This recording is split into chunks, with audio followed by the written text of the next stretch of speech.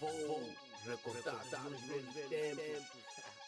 Acordo no miúdo para passar para a escola. Recordar é viver. Ok. O que é o medo? Sejam bem-vindos ao meu podcast. Hoje eu vou falar do medo.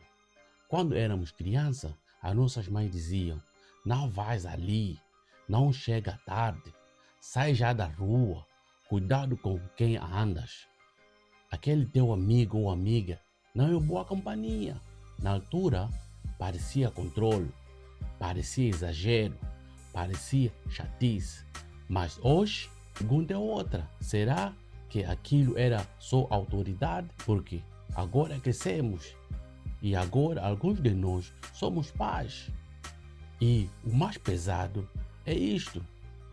Começamos a dizer as mesmas coisas aos nossos filhos. Volta cedo, liga quando chegares, não vais por aí, tenha cuidado com quem andas. E aí percebemos uma coisa dura.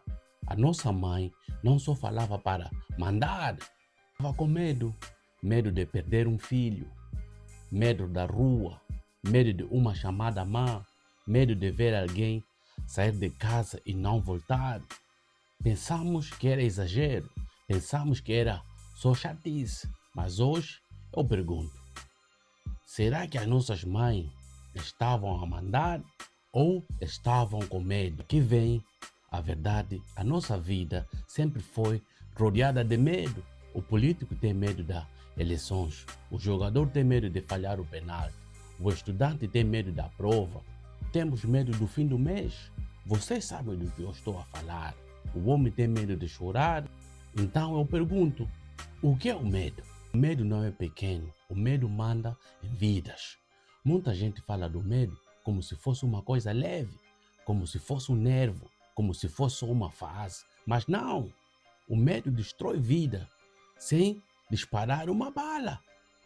O medo entra nos sonhos, desistir antes de tentarem. O medo faz homens fingirem fortes enquanto se afundam por dentro. O medo faz mães dormirem mal, jovens viverem pela metade. Estão a ver? Gente que não estão presa por correntes, estão presos por medo. Medo de falhar, medo de passar vergonha, medo de ser rejeitado, medo de não conseguir. Estão a ver? Até o medo de amar, medo de perder, medo de tentar e descobrir que, afinal, alguns vão mais longe.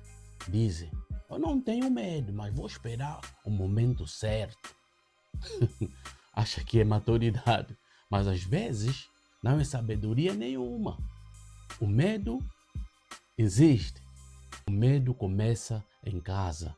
Eu vou começar este bloco com um exemplo pessoal. Quando o meu tio estava hospitalizado no hospital, no sanatório, eu tinha de levar comida para ele.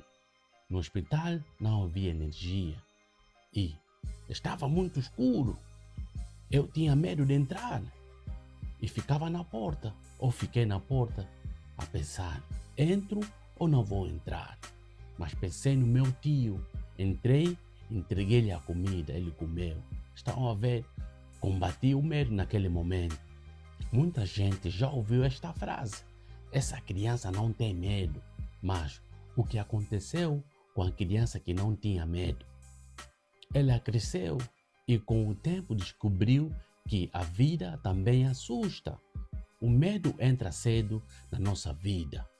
Entra quando a mãe ou o pai grita para não sairmos de casa.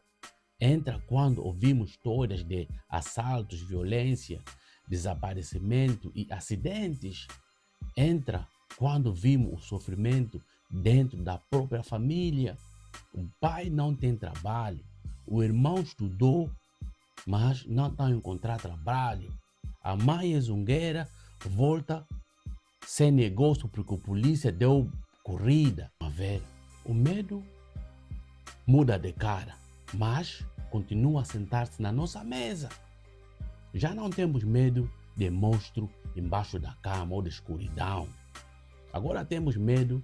Como é que vamos pagar a fatura, as contas? Como é que vais pagar a renda? O político, o jogador, o estudante e a zungueira, todos têm medo. Às vezes as pessoas olham para alguém famoso, poderoso ou bem-sucedido e pensam, essa aí não tem medo de nada. Mas é mentira. O medo não escolhe classe social. O político tem medo de eleições porque a eleição é o dia da verdade. Porque o povo pode lhe tirar da cadeira, entregar noutra pessoa. O jogador tem medo de falhar o penalti, porque sabe que 1 segundo pode apagar 90 minutos. Sabe que um erro pode transformar herói em alvo de insultos. Estão a ver? O estudante tem medo da prova, porque para muita gente uma prova não é só uma prova, é um tribunal. A zungueira tem medo do seu negócio, porque o polícia pode receber o negócio e as crianças não vão comer. O trabalhador tem medo de perder o emprego. O pai tem medo de não conseguir sustentar a casa. Estão vendo? O imigrante tem medo de ir renovar o documento. Toda a gente carrega o medo. A diferença é que uns escondem melhor do que os outros.